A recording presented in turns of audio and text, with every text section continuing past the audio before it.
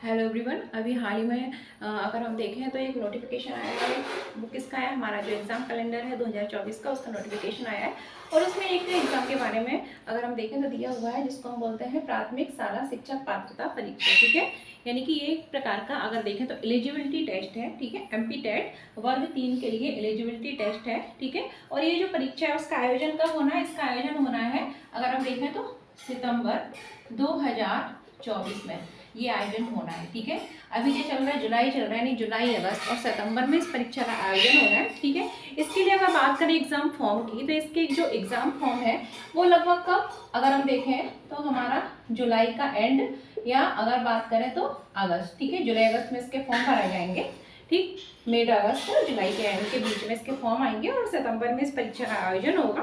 ठीक है, अब बात करें परीक्षा में क्या क्या आएगा, कितने क्वेश्चन रहेंगे, क्या नेगेटिव मार्किंग रहेगी, तो आपको बता दूं जो हमारी प्राथमिक शिक्षक पात्रता परीक्षा है, यानी कि स्टेट अगर बात करें हमारे मध्य प्रदेश का, ठीक है, प्राथमिक जो शिक्षक है उनके लिए एलिजिबिलिटी टेस्ट है, एमपी टेट बोलते हैं, वर्ग 3 के लिए।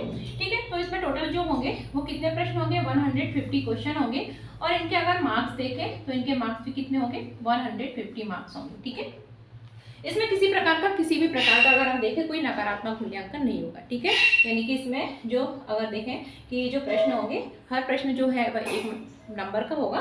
ठीक है, टोटल प्रश्नों की संख्या होगी 150 और इनके जो मार्क्स होंगे, अंक होंगे, वो भी क्या होंगे? 150 होंगे। यानी अगर आप एक प्रश्न सही करते हैं तो आपके लिए उसको 1 अंक प्रदान किया जाएगा। ठीक है, किसी प्रकार का नकारात्मक मूल्यांकन नहीं होगा। इसके बाद हम देख लेते हैं कि जो 150 जो प्रश्न आएंगे, ठीक है, तो वो किस किस पार्ट से आएंगे। ठीक है, किस पार्ट से कितने प्रश्न आएंगे, फिर हमारा सिलेबस क्या है, क्योंकि पढ़ाई स्टार्ट करने से पहले सिलेबस जानना बहुत जरूरी है। ठीक है, तो हम इनका देख लेते हैं कि ये जो 150 जो प्रश्न है उनको किस तरीके से डिवाइड किया गया है। ठीक है, 5 पार्ट में इनको बांटा गया है। तो यहाँ आप लोग नोट करते जाइए। ठीक है, अगर हम बात करें विषय, ठीक है, फिर हमारा हो गया प्रश्न, उनकी संख्या, एंड लास्ट में हमारा एक कॉलम बनेगा अंक वाला, यानी कि कितने मार्क्स रहेंगे। ठीक है, तो देखिए अगर हम विषय की बात करें तो पहला पार्ट जो है वो है हमारा बाल विकास, चाइल्ड डेवलपमेंट। ठीक है, बाल विकास एवं शिक्षा शास्त्र एवं शिक्षा शास्त्र। ठीक है, तो इससे अगर हम देखें तो इससे कितने के प्रश्न पूछे जाएंगे? हमारी जो प्राथमिक शाला शिक्षा पात्रता परीक्षा होने वाली है सितंबर में, तो 30 प्रश्न इस भाग से पूछे जाएंगे, बाल विकास एवं शिक्षा शास्त्र से और शिक्षा शास्त्र से। और इनके जो अंक होंगे वो भी कितने होंगे? 30 अंक होंगे, यानी कि एक प्रश्न 1 अंक का होगा। ठीक है, किसी प्रकार का नकारात्मक मूल्यांकन नहीं है। इसके बाद बात करें तो इसमें 2 भाषाएं होंगी। ठीक है, जिनसे 30 प्रश्न पूछे जाएंगे। पहली भाषा फर्स्ट, ये आपके ऊपर डिपेंड करता है आप कौन सी भाषा का चयन करते हैं एग्जाम फॉर्म भरते समय, उसी भाषा में आपको आंसर देना होगा। ठीक है, उसके क्वेश्चन को सॉल्व करना होगा।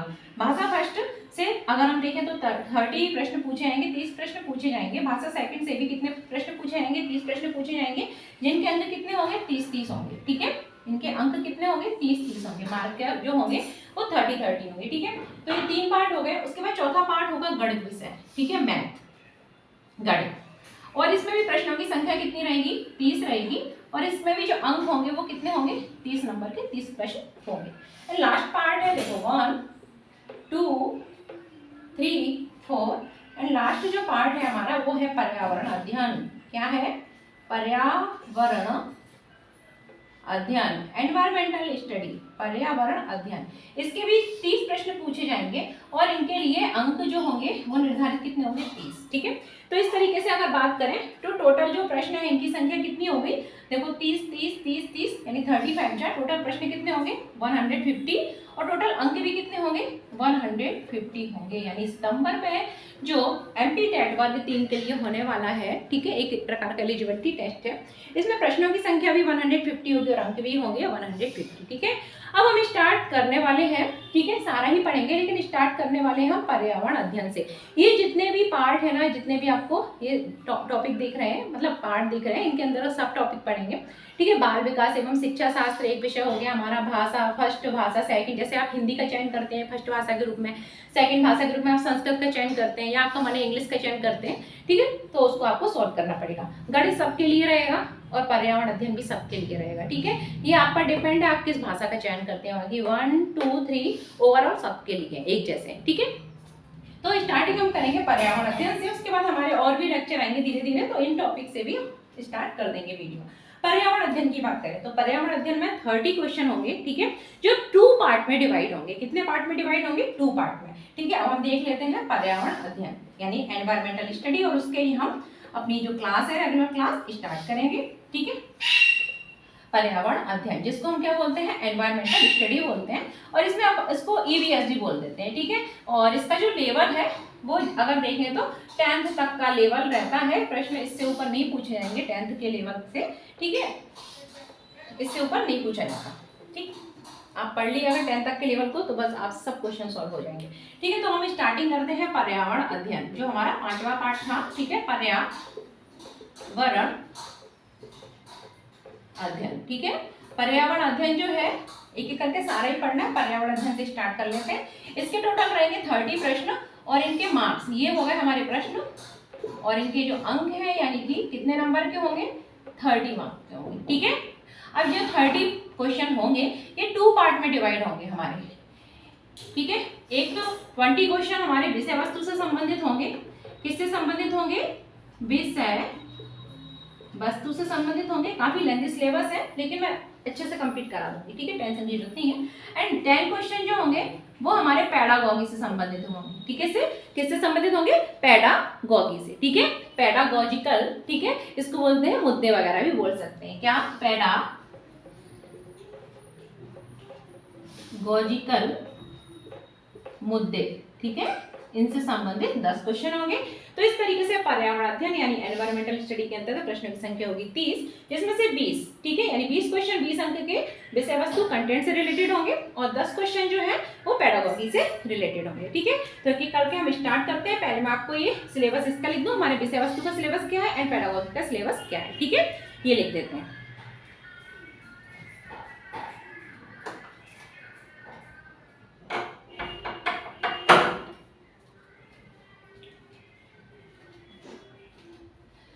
चलिए पहले सिलेबस नोट कर लो, क्योंकि पढ़ाई स्टार्ट करने से पहले सिलेबस के बारे में जानकारी होना जरूरी है, क्योंकि जब तक हमको ये नहीं पता होगा कि कौन से सिलेबस से कितना क्या आना है, ठीक है, हमारे टॉपिक कौन कौन से हमको पढ़ने हैं, तब तक ऐसे पढ़ाई का कोई मतलब नहीं है। तो पहले हम सिलेबस नोट कर लेते हैं, ठीक है। किसका सिलेबस नोट करते हैं? हम करते हैं एनवायरमेंट यानी कि पर्यावरण अध्ययन का सिलेबस, और उसके बाद कल से हम अपनी क्लास रेगुलर स्टार्ट कर देंगे, ठीक है।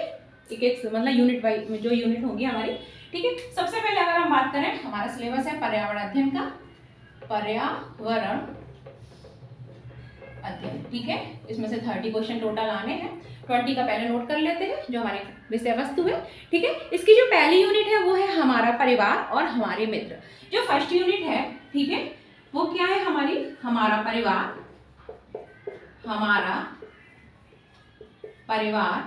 और हमारे मित्र, ठीक है, हमारा परिवार और हमारे मित्र। यानी कि इसमें मेनली हम देखेंगे कि फैमिली क्या होती है, कितने टाइप की होती है, फैमिली के जो सदस्य मेंबर होते हैं वो आप उनमें जो रिलेशनशिप होती है वो कैसी होती है, ठीक है, ये देखेंगे। अगर फैमिली के जो मेंबर हैं, ठीक है, उनका व्यवहार अन्य सदस्यों से कैसा रहता है, ये सब हमको देखना है, ठीक है। इसके बाद हम देखेंगे हमारे मित्र, लेकिन इसके अंतर्गत क्या कुछ सब टॉपिक भी दिए हुए हैं। ये मेन टॉपिक है, ठीक है, हमारा परिवार और हमारे मित्र, ठीक है। इसके अंतर्गत कुछ सब टॉपिक हैं जो भी हमको पढ़ने हैं, ठीक है। फैमिली में बहुत सारे टॉपिक आते हैं, मित्र में हम कुछ भी पढ़ सकते हैं, लेकिन हमको पढ़ना क्या है जो हमारे सिलेबस में मेंशन है, ठीक है। परिवार क्या है ये हम देख लेंगे, परिवार कितने प्रकार के होते हैं, परिवार के सदस्यों में संबंध देख लेंगे, ठीक है। इसके बाद हम देखेंगे हमारे मित्र क्या है ये भी देख लेंगे, ठीक है। मित्र हमारे कई प्रकार के हो सकते हैं, पेड़ पौधे भी हमारे मित्र हैं, पशु पक्षी भी हमारे मित्र हैं, ठीक है। मित्र का मतलब वो नहीं है कि हम फ्रेंडशिप कर रहे हैं, वो अलग है। EVS में जो मित्र है वो थोड़ा अलग है, ठीक है। बहुत सारे लोग मित्र में क्या सम पढ़ा देते हैं, हमारे दोस्त, हमारे मित्र, ठीक है, दोस्त यार, वो नहीं है। तो देखिए हमारे परिवार और हमारे मित्र, इसमें हम इसके अंतर्गत क्या क्या पढ़ना है, तो आप सबसे पहले नोट कर लीजिए, परिवार और समाज से सह संबंध, ठीक है। इसके अंतर्गत आपको सबसे पहले पढ़ना है परिवार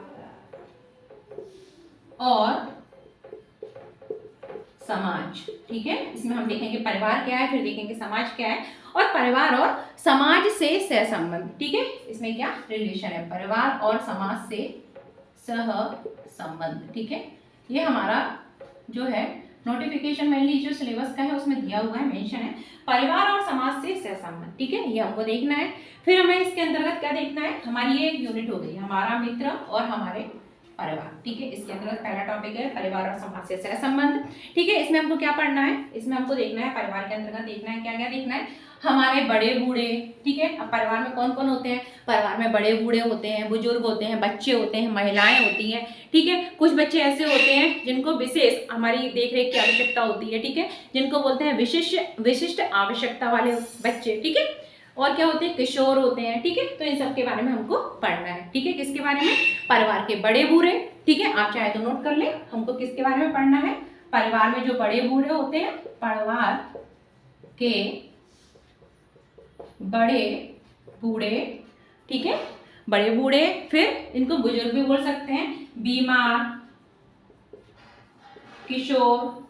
ठीक है, इनकी देखरेख किस तरीके से की जाती है परिवार के सदस्यों द्वारा, इसके बारे में मेनली पढ़ना है। परिवार के बड़े बूढ़े, ठीक है, बीमार, किशोर। ठीक है, इसके बाद आता है विशिष्ट आवश्यकता वाले बच्चों की देखभाल। ठीक है, इन सब की, किशोर की और विशिष्ट आवश्यकता वाले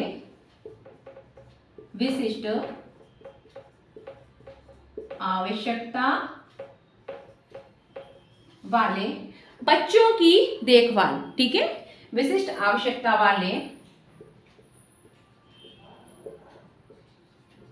बच्चों की देखभाल किस तरीके से करनी चाहिए, परिवार में किस तरीके से की जाती है। ठीक है, बच्चों की देखभाल। ठीक है, बुजुर्गों को भी देखभाल की जरूरत होती है, किशोरों को भी होती है। ठीक है, बिगड़ती उम्र होती है। ठीक है, परिवार के बड़े बूढ़े, किशोर, उनका पोषण, उनको पोषण की जरूरत होती है किस तरीके से। ठीक है, ये सब हमको पढ़ना है, विशिष्ट आवश्यकता वाले बच्चों की देखभाल।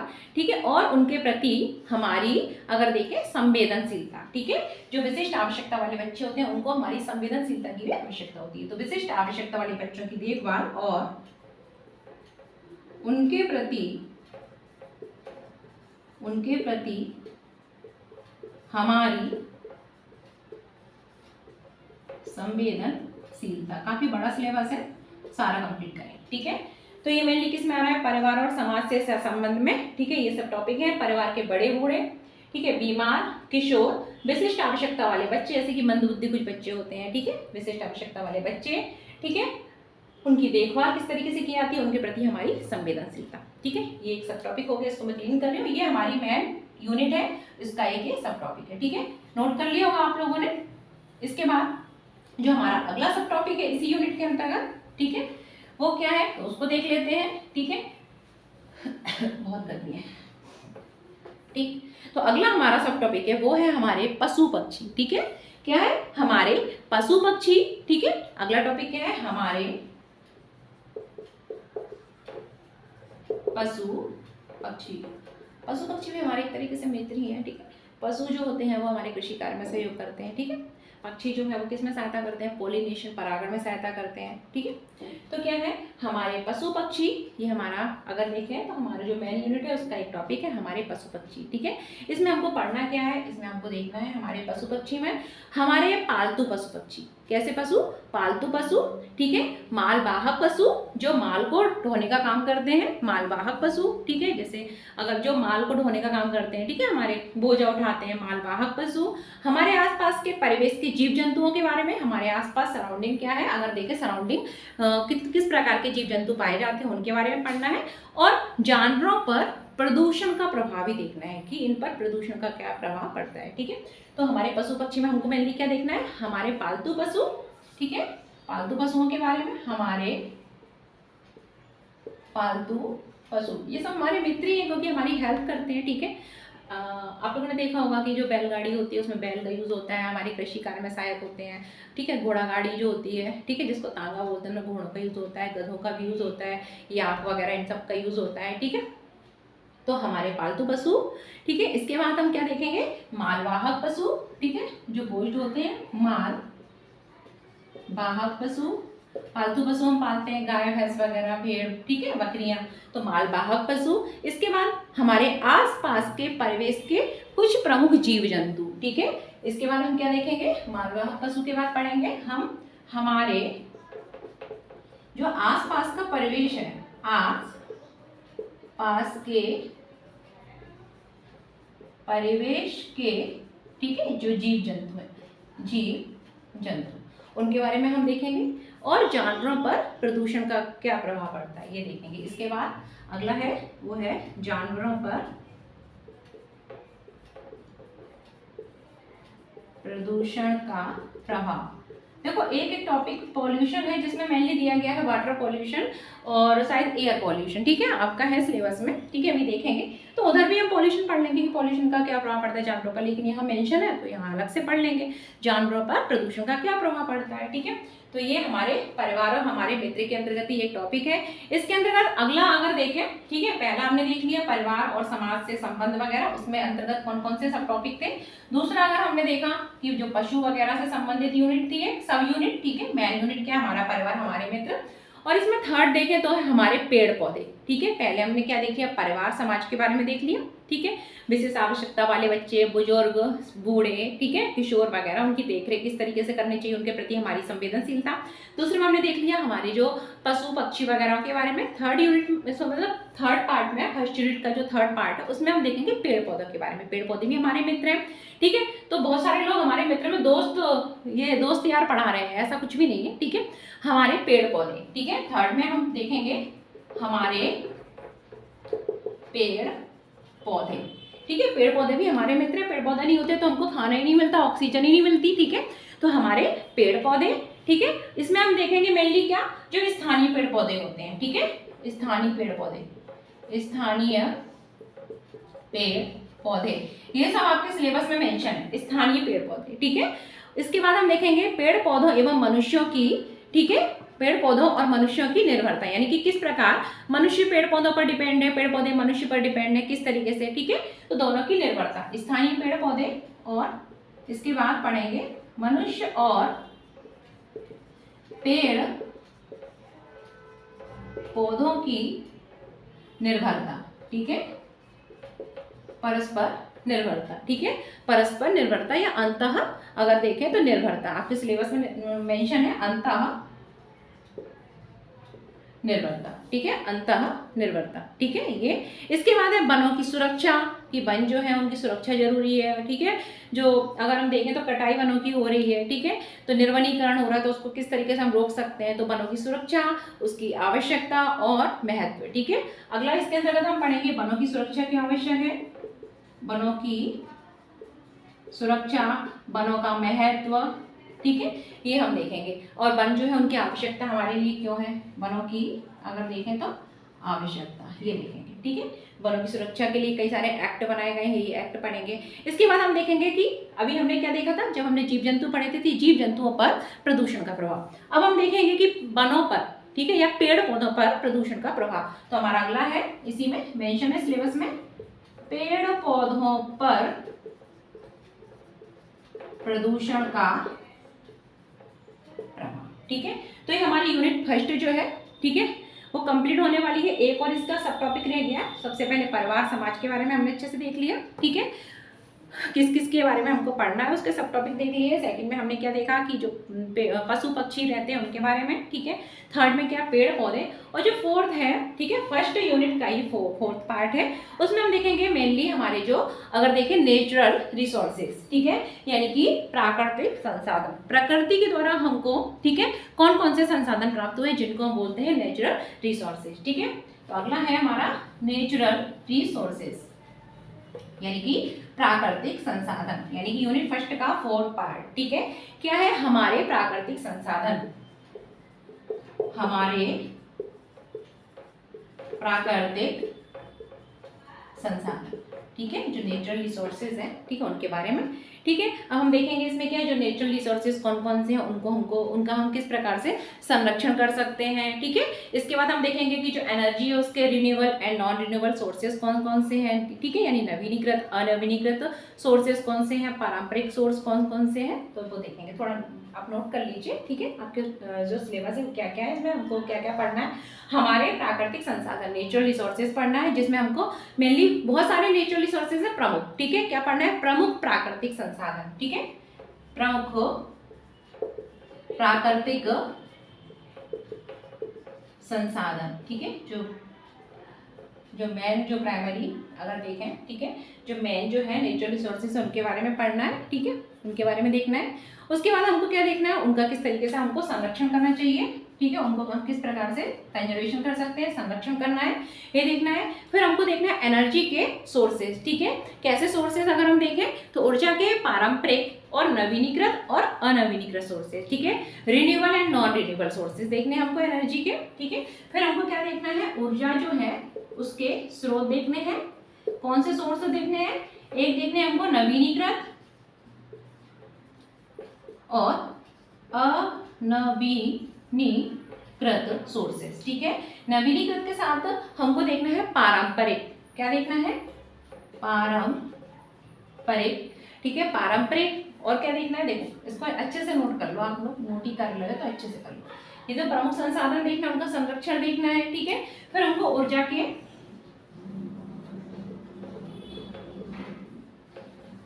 नवीनीकृत, ठीक है, पारंपरिक और अनवीनीकृत सोर्स देखना है, अनवीनीकृत स्रोत, ठीक है, रिन्यूएबल, ठीक है, पारंपरिक जो हम पहले से काफी से यूज करते हैं, जैसे लकड़ी हम काफी समय से यूज कर रहे हैं, ठीक है, तो इसके बारे में, और अनवीनीकृत यानी नॉन रिन्यूएबल सोर्सेस हमको पढ़ना है, ठीक है। तो ये हमारी जो यूनिट फर्स्ट है कंप्लीट हो जाती है, हमारा परिवार और हमारे मित्र। इसके बाद हम देखेंगे हमारा यूनिट सेकंड, ठीक है। यूनिट सेकंड काफी हमारा जो सिलेबस है ईवीएस का, ठीक है, पर्यावरण स्टडी का काफी बड़ा सिलेबस है। तो अब हम इसके बाद नोट करेंगे हमारा सेकंड पार्ट, ठीक है। और जो सेकंड पार्ट है हमारा वो काफ़ी छोटा है, फर्स्ट पार्ट सबसे बड़ा है और बीच के एक दो पार्ट है वो काफ़ी बड़े हुए हैं। तो जो सेकंड पार्ट है वो हमारा स्पोर्ट्स से रिलेटेड है, ठीक है, और उसका नाम है खेल एवं कार्य, ठीक है, क्या नाम है, खेल एवं कार्य, ठीक, सेकंड पार्ट है जिसको हम किस नाम से जानते हैं, खेल एवं कार्य, यूनिट 2, ठीक है। फर्स्ट यूनिट होगी हमारी हमारा परिवार और हमारे मित्र, सेकंड यूनिट, ठीक है, आप पूरा सिलेबस नोट करेंगे, अपनी एक कॉपी बना लीजिए, खेल एवं कार्य, खेल एवं कार्य, ठीक। अब खेल में हमको क्या देखना है, देखो खेल भी जरूरी है, बच्चों के लिए खेल बहुत जरूरी है, ठीक है। तो खेल क्या होते हैं देखना है, फिर व्यायाम क्या होते हैं, योग आसन के बारे में, ठीक है, ये पढ़ना है भाई, आजकल योग को काफी महत्व दिया जा रहा है। तो ये हमारी सेकंड यूनिट है, खेल एवं कार्य। इसमें अंतर्गत हमको पढ़ना है खेल के बारे में, खेल कितने प्रकार के होते हैं, ठीक है, खेल। इसके बाद देखना है योग व्यायाम, ठीक है, क्या क्या पढ़ना है, खेल के बारे में, योग के बारे में, ठीक है, योगासन वगैरह, योगासन, ठीक है, इसको कम अच्छे से लिख लो, योगासन, खेल, योगासन और व्यायाम, ठीक है। एक स्टूडेंट लाइफ में योगासन का बहुत महत्व है, व्यायाम और खेल का भी बहुत महत्व है, ठीक है, जितना पढ़ना जरूरी है उतना खेलना और योगासन या व्यायाम करना भी जरूरी है। तो इसलिए ये हमारे टॉपिक में दिया हुआ है, खेल, योगासन और व्यायाम, ठीक है, सेकंड पार्ट में। इसके बाद अगर अगला टॉपिक देखें सेकंड पार्ट में, तो वो दिया गया है परिवार में बनाए जाने वाले उत्सव, यानी कि पारिवारिक उत्सव, विभिन्न मनोरंजन के साधन, परिवार में हम मनोरंजन किस तरीके से प्राप्त कर सकते हैं, ठीक है।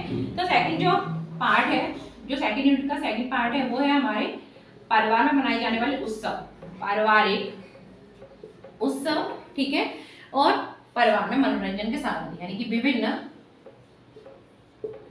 मनोरंजन के साधन, मनोरंजन के साधन, परिवार में हम मनोरंजन कैसे कर सकते हैं, ठीक है। जैसे कि अगर हम देखें, ठीक है, तो इसके अंतर्गत हमको सब टॉपिक अंदर पढ़ने हैं, जैसे किताबें क्या है, कहानियों के द्वारा, ठीक है, मनोरंजन कर सकते हैं, कठपुतली, ठीक है, कठपुतली का खेल, मेला वगैरह, सांस्कृतिक कार्यक्रमों का आयोजन करा के, ठीक है। और जो हमारे जो विद्यालय में होते हैं, आप लोग पढ़े होंगे जब स्कूल लाइफ में, तो आपके यहाँ कई सारे दिवस मनाए जाते थे, ठीक है, तो विद्यालय में दिवसों का आयोजन करते, जैसे 26 जनवरी, 15 अगस्त, गांधी जयंती, इस तरीके से कई सारे दिवस मनाए जाते हैं, बसंत पंचमी, रक्षाबंधन का त्यौहार भी मना देते थे 1-2 दिन पहले, ठीक है। तो इस तरीके से विद्यालय में दिवसों का आयोजन करके, ठीक है, विभिन्न सांस्कृतिक उत्सव और मनोरंजन के साधन में हम ये पढ़ेंगे, ठीक है। क्या क्या पढ़ेंगे आप लोग नोट कर लीजिए, हमको क्या क्या पढ़ना है, ठीक है। तो इसमें हमको पढ़ना है किताबों की, किताबें, कहानियां, ठीक है, किताबों में जो कहानियां होती हैं, किताबें, कहानियां, ठीक है, मेले, कठपुतली का खेल, ये आपके सिलेबस में दिया हुआ है, कठपुतली का खेल, मेला, ठीक है, सांस्कृतिक विभिन्न प्रकार के कार्यक्रम स्कूल में होते हैं, वार्षिकोत्सव, सांस्कृतिक कार्यक्रम, ठीक है, सांस्कृतिक कार्यक्रमों का आयोजन, ठीक है, सांस्कृतिक कार्यक्रम, इसके बाद है विद्यालय में दिवसों को मनाया जाना। ठीक है, विद्यालय में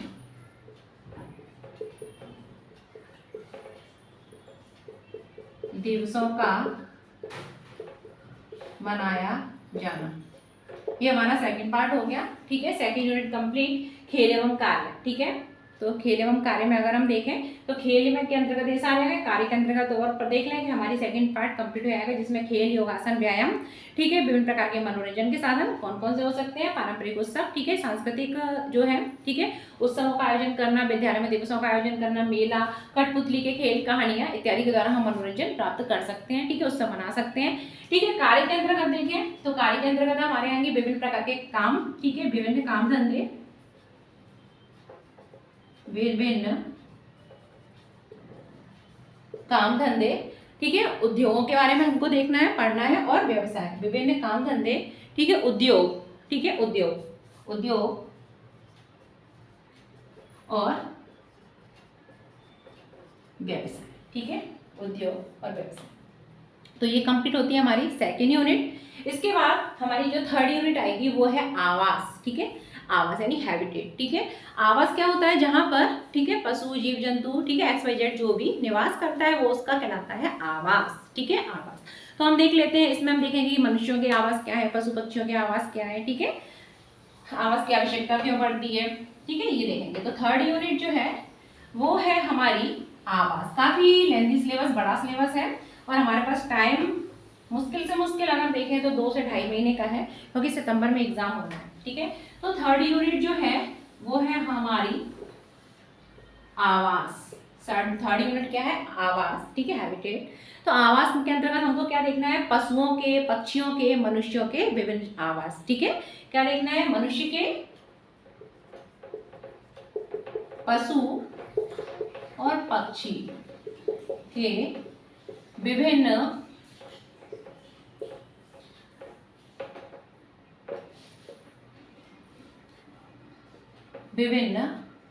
आवास। ठीक है, आवास, ये कहाँ रहते हैं, मनुष्य कहाँ रहता है, पशु कहाँ रहता है, पक्षी कहाँ रहता है, इनके विभिन्न आवास के बारे में हमको देखना है।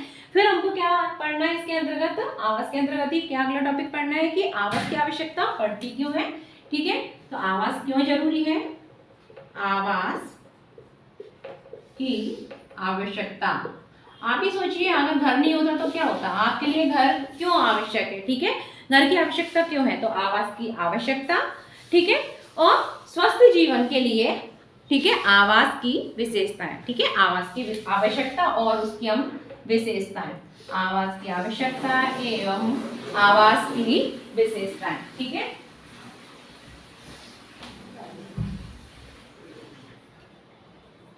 ठीक, आवास की आवश्यकता और आवास की विशेषताएं। ठीक है, ये देखना है हमको, आवास की आवश्यकता जो है सुरक्षा की दृष्टि से भी आवश्यक है। आप सोचिए आवास की आवश्यकता क्यों पड़ती है, हम जब पढ़ेंगे तो अच्छे से डिटेल में पढ़ना ही पढ़ना है। फिर हम देखेंगे इसके अंतर्गत, आवास के अंतर्गत ही अगला जो टॉपिक है हमको पढ़ना है वो है स्थानीय इमारतों की सुरक्षा। ठीक है, बड़ी बड़ी बिल्डिंग होती है उसमें भी हमारे आवास होते हैं। ठीक है, तो जो लोकल यानी स्थानीय जो इमारतें हैं उनकी सुरक्षा, ठीक है, क्यों करनी चाहिए, क्योंकि ये कुछ संपत्तियां ऐसी होती है जो सार्वजनिक संपत्ति होती है। ठीक है, हमारे देश की भी कुछ धरोहरें हैं, उनकी हमको सुरक्षा क्यों करनी चाहिए। ठीक है, ठीक है, क्योंकि कुछ धरोहरें हमारे राष्ट्र की पहचान होती हैं। ठीक है, विदेशों से पर्यटक आते हैं, पर्यटन को बढ़ावा मिलता है। ठीक है, तो इसलिए उनकी सुरक्षा करना भी हमारा दायित्व है। ठीक है, हमारे संविधान में भी इसका वर्णन किया गया है, जो नीति निर्देशक तत्व है ना उसमें भी इनका वर्णन किया गया है। ठीक है, जिन्होंने पॉलिटी पढ़ी होगी उनको अच्छे से मालूम होगा। तो देखिए, अगला जो आवास के अंतर्गत सब टॉपिक है वो है स्थानीय इमारतों की सुरक्षा। क्या है, जो स्थानीय इमारतें हैं उनकी सुरक्षा क्यों जरूरी है। ठीक है, स्थानीय इमारतों की सुरक्षा। ठीक है, इसको हम पढ़ेंगे। इसके बाद हमको देखना है सार्वजनिक संपत्ति के बारे में। ठीक है, सार्वजनिक संपत्ति, सार्वजनिक संपत्ति। ठीक है, जैसे कि कोई पार्क है वो सार्वजनिक संपत्ति होती है ना, किसी एक का तो अधिकार होता नहीं है। ठीक है, तो सार्वजनिक संपत्ति, हमारी राष्ट्रीय धरोहरें, राष्ट्रीय धरोहर और इनकी क्या देखभाल, राष्ट्रीय धरोहर और उनकी देखभाल, उनकी देखभाल। ठीक है, ये पढ़ना है, आवास के अंतर्गत ही पढ़ना है। इसके बाद हमको देखना है उत्तम आवास और उसके निर्माण में प्रयुक्त सामग्री, यानी कि आवास जो होते हैं वो कितने प्रकार के हो सकते हैं, जैसे कच्चा घर, पक्का घर, कच्चा हाउस, पक्का हाउस बोलते हैं, उनके निर्माण में किन सामग्री का यूज होता है, ठीक है, ये सब हमको पढ़ना है। तो क्या पढ़ना है, अगर हम देखें तो आवास और उनके निर्माण में प्रयुक्त सामग्रियां, ठीक है। उत्तम आवास, आवास कई तरीके के होते हैं, आप एक टेंट लगा के भी रहने लगो वो भी एक आवास है आपका, ठीक है, लेकिन कैसा आवास हमको पढ़ना है, उत्तम आवास। उत्तम आवास और उसके निर्माण में प्रयुक्त सामग्री, ठीक है। आवास में किस किस सामग्री का यूज होता है भाई, ईंटें आती हैं, सीमेंट आता है, लोहा आता है, ठीक है, रेत आती है, बजरी आती है, आप फिर जैसा आवास बनवाना चाहो, ठीक है, उसके निर्माण में प्रयुक्त सामग्री, ठीक है, इनके बारे में हमको मेनली देखना है। एंड लास्ट है आवास वाली यूनिट का हमारा शौचालयों की स्वच्छता, ठीक है, शौचालय भी बहुत जरूरी है, ठीक है, सरकार द्वारा शौचालय बनाने के लिए योजनाएं भी चलाई गई हैं, सब्सिडी दी जाती है, ठीक है, आपको छूट दी जाती है आपको, ठीक है, गांव में आप लोग ने बनवाए भी होंगे बहुत सारे जो मेरा वीडियो देख रहे होंगे, ठीक है, और एक मूवी भी बन चुकी है, ठीक है, टॉयलेट मूवी, ठीक है। तो अगर हम देखें शौचालय की स्वच्छता क्यों आवश्यक है, ठीक है, परिवेश जो है हमारा आसपास का परिवेश, उसकी साफ सफाई और अच्छी आदतें, यानी कि गुड हैबिटेट, ठीक है। लास्ट जो है आवास के अंतर्गत हमारा टॉपिक है वो है शौचालय की आवश्यकता, ठीक है, शौचालय की आवश्यकता, यानी शौचालय क्यों जरूरी है। पहले क्या होता था, गांव में तो अभी भी है, खुले में चले जाते हैं, ठीक है, सुबह सुबह हल्के होने के लिए, लेकिन उससे क्या है, उससे अगर हम देखें तो बहुत सारी बीमारियां फैलती हैं, ठीक है, क्योंकि मक्खी उसी पे बैठी, उसी वही आपके खाने पे, समझ लो आप खा रहे हो, ठीक है, भले कितना भी अच्छा पी जाओ उसमें मक्खी बैठ गई तो क्या हो गया सत्यानाश। तो बस इसलिए शौचालय बहुत जरूरी है, ठीक है। तो शौचालय की आवश्यकता क्यों है, ठीक है, हमारे परिवेश जो है वो उससे उस पर क्या प्रभाव पड़ता है, ठीक है, परिवेश की साफ सफाई क्यों आवश्यक है और अच्छी आदतें, ठीक है, ये हमारा जो है थर्ड यूनिट में ये सब टॉपिक है।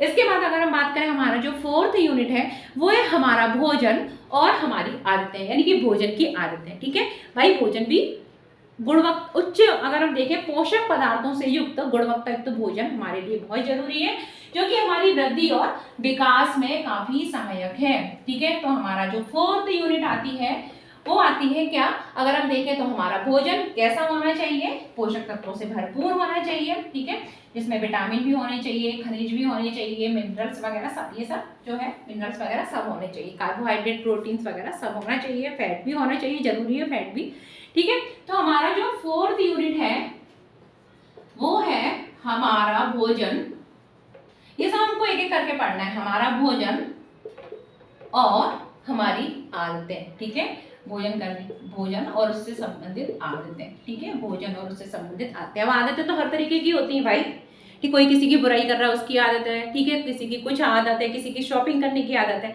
तो वो आदत नहीं, ठीक है, हमारा भोजन उससे रिलेटेड आदतें पढ़ना है, ठीक है, याद रखना।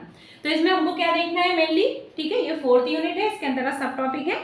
अगर हम देखें पहला टॉपिक इसके अंतर्गत है भोजन की आवश्यकता, हमें भोजन की आवश्यकता क्यों होती है, ठीक है, पहला इसका सब टॉपिक है भोजन की आवश्यकता। अब भोजन हमारे लिए क्यों जरूरी है, ठीक है, तो मैंने आपको क्या बताया, वृद्धि विकास के लिए विभिन्न प्रकार की जो बायोलॉजिकल एक्टिविटी होती है उनके लिए जरूरी है। अच्छे से डिटेल पढ़ेंगे भोजन की आवश्यकता, फिर हम इसमें पढ़ेंगे भोजन के घटक, ठीक है, भोजन के घटक, यानी हमारे भोजन में क्या क्या सम्मिलित होना चाहिए, carbohydrate, protein, fat, vitamin, minerals वगैरह, ठीक है, सब कुछ हमारे भोजन में सम्मिलित होने। जल भी जरूरी है, ठीक है, हालांकि जल से हमको किसी प्रकार की ऊर्जा नहीं मिलती, याद रखना, कैलोरी नहीं मिलती। तो भोजन की आवश्यकता, भोजन के घटक। इसके बाद हम देखेंगे कि फल और सब्जियों का महत्व, फल और सब्जी जो है वो हमारे लिए क्यों आवश्यक है, ठीक है, तो ये देखेंगे फल और सब्जियों का महत्व। अगला है हमारा भोजन और हमारी आदतों में ही सेकंड सब टॉपिक है फल और सब्जियों का महत्व, ठीक है भाई, सब्जियां भी जरूरी है, फल भी आवश्यक है, ठीक है, रोटी के लिए आवश्यक नहीं है। तो फल और सब्जियों का, ठीक है, हमारे जीवन पर क्या प्रभाव पड़ता है, क्या महत्व है हमारे लिए, ठीक है, स्वस्थ रहने के लिए क्या महत्व है ये देखेंगे। फिर पौधों के अंगों के अनुसार फल और सब्जियां, फिर हम देखेंगे सब्जियां कितने प्रकार की होती है पौधों के अंगों के अनुसार, ठीक है, तो हम देखेंगे पौधों के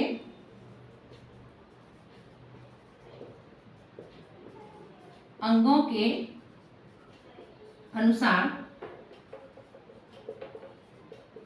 फल और सब्जियां। ठीक है, हम पत्तों को भी खाते हैं सब्जियों के रूप में। ठीक है, हम जड़ को भी खाते हैं, हम तने को भी खाते हैं, हम अगर देखें तो फल को भी खाते हैं सब्जियों के रूप में। ठीक है, तो हम ये देखेंगे पौधों के अंगों के अनुसार फल और सब्जियां। ऐसे ही फल भी होते हैं। ठीक है, फल और सब्जियां ये देखेंगे। फिर हम देखेंगे भोज्य पदार्थों का स्वास्थ्यवर्धक संयोजन। ठीक है, जो भोज्य पदार्थ है हमारे स्वास्थ्य पर क्या प्रभाव डालते हैं, तो भोज्य पदार्थों का स्वास्थ्यवर्धक संयोजन। अगला है जो भोज्य पदार्थ है, भोज्य पदार्थों का स्वास्थ्यवर्धक संयोजन। ठीक है, ये देखेंगे। ठीक है, फिर देखेंगे विभिन्न आयु जो है। ठीक है, विभिन्न आयु वर्ग का क्या भोजन होना चाहिए। एक बच्चे के लिए कितना भोजन आवश्यक है, कितनी कैलोरी की आवश्यकता है, एक बुजुर्ग के लिए कितनी कैलोरी आवश्यक है, युवा के लिए कितनी कैलोरी आवश्यक है, गर्भवती महिलाओं के लिए कितनी कैलोरी की आवश्यकता होती है। तो इसके बाद हम पढ़ेंगे विभिन्न प्रकार की आयु का भोजन। ठीक है, और उन्हें ग्रहण करने का सही समय क्या होना चाहिए। ठीक है, आप लोग नोट कर लीजिए, इसके आगे आएगा टॉपिक विभिन्न प्रकार की आयु का भोजन, यानी विभिन्न आयु वर्ग के लोगों का भोजन क्या होता है और उनको ग्रहण करने का सही समय क्या है। ऐसा नहीं है कि दिन में एक बार ठूस ठूस के खा लिया, बस ऐसा नहीं है, टुकड़ों में खाना चाहिए। ठीक है, तो ये देखेंगे उसको ग्रहण करने का सही समय क्या है। एंड लास्ट है हमारा भोजन और हमारी आदतों में। ठीक है, 1 2 3 हो गया, फोर्थ मैंने बोल दिया एंड फिफ्थ भी मैं बोल रही हूँ, आप लोग नोट कर लीजिए। फिफ्थ है, ठीक है, उत्तम स्वास्थ्य हेतु भोजन की स्वच्छता और सुरक्षा के उपाय। यानी कि अगर हम स्वच्छ भोजन करेंगे तो हम क्या रहेंगे, स्वस्थ रहेंगे। तो उत्तम स्वास्थ्य हेतु भोजन की स्वच्छता आवश्यक है। उत्तम स्वास्थ्य हेतु भोजन की स्वच्छता और सुरक्षा के उपाय, क्या उपाय हैं, भोजन को स्वच्छ रख सकते हैं। ठीक है, लास्ट है इसका खाद्य संसाधनों की सुरक्षा। ठीक है, खाद्य संसाधनों की सुरक्षा। ठीक है, जो फूड रिसोर्सेज है हमारे, उनकी क्या किस तरीके से हम उसको प्रोटेक्शन प्रोवाइड कराना चाहिए, खाद्य संसाधनों की सुरक्षा। तो ये हमारी 4th यूनिट कंप्लीट हो जाती है। इसके बाद जो 5th यूनिट है हमारी, उसका आप लोग नोट कर लीजिए और मैं आपको बोल के लिखा देती हूँ, आप लोग नोट करते जाइए। ठीक है, क्योंकि ये वीडियो काफी लंबा हो रहा है। जो 5th है हमारा, वो है पानी और हवा प्रदूषण। ठीक है, एवं संक्रमण। हम क्या देखेंगे, जो 5th यूनिट है हमारा, वो है पानी कॉमा हवा प्रदूषण। ठीक है, यानी कि पानी जल प्रदूषण भी पढ़ना है हमको, हमारी हवा एयर पॉल्यूशन के बारे में पढ़ना है, एवं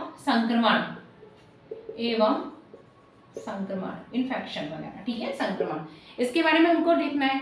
अब इसके अंतर्गत क्या क्या सब टॉपिक है मैं बोल रही हूँ, आप लोग नोट करते जाइए। ठीक है, तो इसके अंतर्गत है जीवन के लिए, हम देखेंगे कि प्रदूषण क्या होता है, कितने प्रकार का होता है, प्रदूषण कैसे फैलता है, ये सब देखेंगे। फिर मेनली हमको पढ़ना क्या है, पानी के बारे में। ठीक है, पानी का प्रदूषण, जल प्रदूषण और हवा प्रदूषण। ठीक है, और फिर इनका संक्रमण किस तरीके से फैलता है एक मनुष्य दूसरे मनुष्य में, ये भी देखना है। ठीक है, तो रोग वगैरह भी देखना है। ठीक है, तो इसके अंतर्गत सब टॉपिक है, नोट करते जाइए। पहला है जीवन के लिए स्वच्छ पानी और स्वच्छ हवा की आवश्यकता, यानी कि स्वच्छ पानी क्यों आवश्यक है, हवा क्यों आवश्यक है, पानी भी आवश्यक है आपको पता है, और हवा भी आवश्यक है। ठीक है, सांस लेने के लिए। ठीक है, उसमें ऑक्सीजन होती है।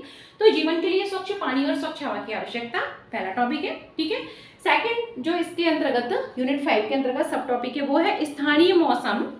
ठीक है, उसके बारे में हमको देखना है, मौसम के बारे में। मौसम क्या होता है, ठीक है, गाना भी है, मौसम की तरह तुम भी बदल तो न जाओगे, यानी कि मौसम क्या है, चेंज होता रहता है। ठीक है, मौसम जो है वो चेंज होता रहता है, ये देख लेना। आज जैसे सुबह मौसम कुछ और है, शाम को मौसम कुछ और हो गया, तो मौसम जो है चेंजेबल होता है। अच्छे से बताऊंगी मौसम क्या है। ठीक है, तो हमको पढ़ना है स्थानीय मौसम। ठीक है, जल चक्र के बारे में वाटर साइकिल पढ़ना है। ठीक है, इसी 5th यूनिट के अंतर्गत वाटर साइकिल। ठीक है, इसके बाद हमको देखना है क्लाइमेट चेंज, यानी कि क्लाइमेट क्या होता है हम पहले देखेंगे। ठीक है, जलवायु क्या है, जलवायु परिवर्तन के क्या इफेक्ट हैं, जलवायु परिवर्तन के प्रभाव क्या है। ठीक है, और जलवायु परिवर्तन में मनुष्य की भूमिका। ठीक है, जलवायु परिवर्तन में मनुष्य की क्या भूमिका है, मनुष्य के द्वारा क्या हो रहा है, आजकल पॉल्यूशन को बढ़ावा मिल रहा है, पॉल्यूशन हो रहा है, तो क्या हो रहा है, जलवायु जो क्लाइमेट है वो चेंज हो रही है। कैसे हो रही है, देखो एक तो क्या है, अगर हम देखें कार्बन डाइऑक्साइड की मात्रा बढ़ रही है, विभिन्न हार्मफुल गैसें जो है वो बढ़ रही है, CFC बढ़ रहा है। ठीक है, इसके बाद क्या है, आप देखो कि जो टेम्परेचर है वो बढ़ रहा है। ठीक है, पॉल्यूशन के कारण। और हमारे जो ग्लेशियर है, ठीक है, वो क्या है, जिनको हम हिमनद बोलते हैं, वो मेल्ट हो रहे हैं, पिघल रहे हैं, जिससे समुद्र का जलस्तर बढ़ रहा है, क्लाइमेट भी चेंज हो रहा है। ठीक है, मनुष्य के लिए ये खतरा है। ठीक है, क्योंकि अगर ज़्यादा समय तक ऐसा रहा ना, तो हमारे जो द्वीप है वो क्या डूब जाएंगे। ठीक है, हम ऐसा बोलते हैं कि 2070 के आसपास मुंबई भी डूब जाएगा, पूरा डूब ही जाएगा, उससे पहले ही डूब जाएगा। ठीक है, ठीक है। तो 5th यूनिट ये हो गई। इसके बाद 5th यूनिट में हमको और क्या पढ़ना है, हमारे वाटर सोर्सेज, पानी के सोर्स क्या है, वाटर के सोर्स क्या है। ठीक है, उन सोर्स को हम किस तरीके से सुरक्षित रख सकते हैं। ठीक है, उनको उपाय, संरक्षण के उपाय। ठीक है, ये हमको देखना है। फिर देखना है संक्रमित जो वायु है, वाटर से रिलेटेड सब कुछ हो गया, अब हमको देखना है वायु। ठीक है, तो अगर हम देखें संक्रमित वायु जो है, ठीक है, एवं जो पानी संक्रमित है उससे पीने से होने वाले रोग। ठीक है, अब हमको क्या देखना है, जो इन्फेक्टेड वाटर है, इन्फेक्टेड एयर है, उसका हमारे ऊपर क्या इफेक्ट पड़ता है, हमको कौन कौन से रोग हो जाते हैं ये देखना है। ठीक है, श्वसन संबंधी रोग हो जाते हैं पॉल्यूटेड एयर से। एंड अगर हम पानी जो है वो अगर पॉल्यूटेड है, दूषित है, ठीक है, तो इससे विभिन्न प्रकार के रोग हो जाते हैं। इनके बारे में हम अच्छे से एक-एक कर डिटेल में पढ़ेंगे कौन कौन से रोग होते हैं। संक्रामक रोग, संक्रामक रोग वह रोग होते हैं जो एक व्यक्ति से दूसरे व्यक्ति में फैलते हैं। ठीक है, संक्रामक रोग कहलाते हैं। ठीक, ये हमको देखना है। फिर हमको देखना है हवा, पानी, भूमि का प्रदूषण और, ठीक है, हवा, पानी, ठीक है, भूमि का प्रदूषण भी हमको देखना है। ठीक है, हवा का तो हो ही गया, ठीक है, वायु का हो गया। इसके बाद हमको किसका देखना है, पानी का हो गया, ठीक है, वायु का हो गया। एंड हमको इसमें देखना है इसी के अंतर्गत भूमि, यानी अगर हम देखें सॉइल पॉल्यूशन। ठीक है, सॉइल पॉल्यूशन भी देखना है।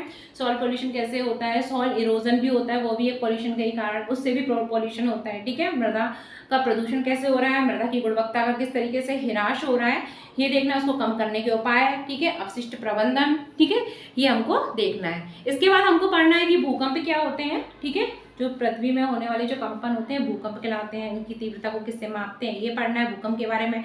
बाढ़ पढ़ना है, फ्लड पढ़ना है, बाढ़, ठीक है, बाढ़ आ रही है, ठीक है, मौसम ही ऐसे चल रहा है, बाढ़ आ रही है, बाढ़, सूखा, ठीक है, ये पढ़ना है, यानी आपदाओं के बारे में पढ़ना है और इनसे बचाव के किस तरीके से हम बचाव कर सकते हैं, आपदा प्रबंधन। ठीक है, इसके बारे में पढ़ना है। इसमें मैं आपको बताऊंगी आपदा प्रबंधन से संबंधित जो अधिनियम है वो कब लाया गया, कब लागू किया गया। ठीक है, कुछ संस्थाओं के बारे में पढ़ेंगे। ठीक है, आपदा प्रबंधन से रिलेटेड। फिर हम देखेंगे जो प्राकृतिक संसाधन है उनका संपोषित अगर हम देखें तो प्रबंधन किस प्रकार से कर सकते हैं, ये हम इस यूनिट 5 के अंतर्गत ही देखेंगे। ठीक है, उसका दोहन, डीजल, पेट्रोल वगैरह इत्यादि के बारे में हमको पढ़ना है, क्योंकि हमारे नेचुरल रिसोर्सेज है। ठीक है, इसके बाद जो यूनिट 6 है हमारी, वो क्या है, तो यूनिट 6 है वो है हमारी प्राकृतिक वस्तुएं और उपज। ठीक है, यूनिट 6 क्या है, प्राकृतिक वस्तुएं और हमारी उपज। ठीक है, प्रकृति से हमको क्या क्या प्राप्त होता है उसके बारे में हमको देखना है। प्राकृतिक वस्तु में उपज, हमारी जो क्रॉप है उसके बारे में हमको पढ़ना है। ठीक है, तो इसमें मेनली हम क्या देखेंगे, मिट्टी, ठीक है, पानी, बीज, सीड कितने प्रकार के होते हैं, सीड वगैरह, ठीक है, फसल का संबंध, ठीक है, इन सब से, ठीक है, जैविक और रासायनिक खाद के बारे में पढ़ेंगे, वर्मी कंपोस्ट के बारे में पढ़ेंगे, केचुए द्वारा जो खाद बनाई जाती है, उसके बाद ऑर्गेनिक खाद के बारे में भी पढ़ेंगे। ठीक है, विभिन्न प्रकार की फसलों के बारे में पढ़ेंगे, रबी की, खरीफ की, जायद की फसलें कौन कौन सी होती हैं, उनका समय क्या होता है। ठीक है, उत्पादक क्षेत्र कौन कौन से हैं। ठीक है, मध्य प्रदेश में कितने फसल उत्पादक क्षेत्र हैं, कितने कृषि क्षेत्रों में बांटा गया हमारे मध्य प्रदेश को, ये पढ़ेंगे। एंड इसके बाद हमारी यूनिट 7 आ जाएगी, और हमारी जो यूनिट 7 है वो है मानव निर्मित संसाधन। ठीक है, मैन मेड रिसोर्सेज, मानव निर्मित संसाधन और उनके क्रियाकलापों का प्रभाव। ठीक है, अगला है मानव निर्मित संसाधन। ठीक है, यानी कि man made resources, artificial resources भी बोल सकते हैं, एवं उसके क्रियाकलापों का प्रभाव। ठीक है, और उनका क्या प्रभाव पड़ता है, एवं उसके